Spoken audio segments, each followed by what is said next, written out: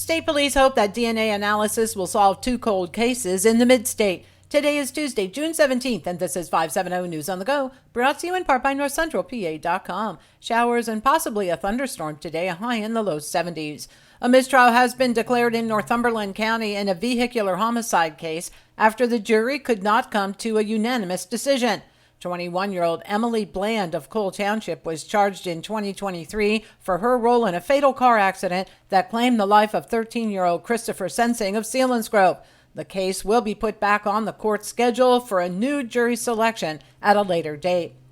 A driver fled on foot following a three-vehicle accident that injured two people. Just after 3:30 Monday afternoon, the operator of a Dodge pickup truck plowed into the back of a car at Penn and Sheridan Streets in the city of Williamsport. The impact pushed the car about 30 yards. The pickup truck also collided with a Jeep. The drivers in the Jeep and the car were transported by ambulance to UPMC Williamsport for treatment of unknown injuries. The driver of the pickup truck remains at large. Pennsylvania State Police investigators announced they have exhumed a second body for DNA analysis. In August of 2000, a crash occurred on Interstate 80 in Center County, resulting in multiple deaths. 3 of the 4 deceased were identified. However, one man remained a John Doe, even though he was entered into the National Missing and Unidentified Persons System. His body was exhumed in Center County last week. The exhumation was just one day after state police exhumed baby Agnes, whose body was found in Tyrone in 1987. State police said they're working with a University of Florida forensic anthropologist and her team to identify cases that require funding for exhumation for DNA analysis. It is hoped the efforts will provide crucial evidence in the cases and bring closure to families. The Penn State Board of Trustees approved the removal of Barry Fenjack from the board just 2 weeks before his term expires. The vote was 30-4. With the 2/3 vote in favor of removing him, Fenjack is now prohibited from serving as a trustee in the future. The board cited code of conduct violations related to an interaction with a university staff member last summer. The Wreaths Across America mobile education exhibit is in Watsontown today. The 48-foot traveling interactive exhibit will be at the corner of Canal Street and Brimmer Avenue from 1 o'clock till 7 o'clock.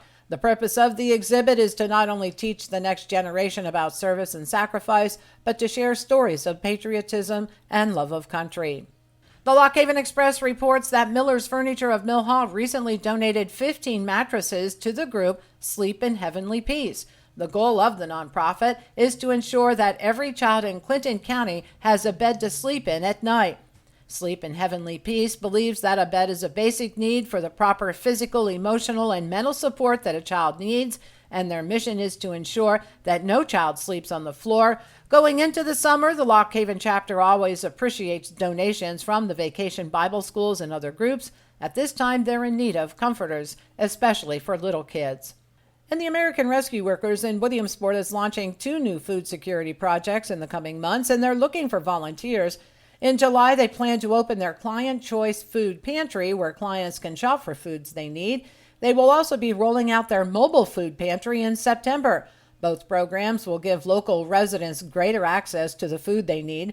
Volunteers are needed to guide clients through the Client Choice shopping area, to assist with the mobile pantry setup and food distribution, or to sort and stock shelves.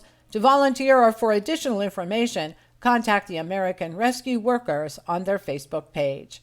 For the latest in news and events, head on over to NorthCentralPA.com. I'm Liz Brady, and you're up to date with 570 News on the Go.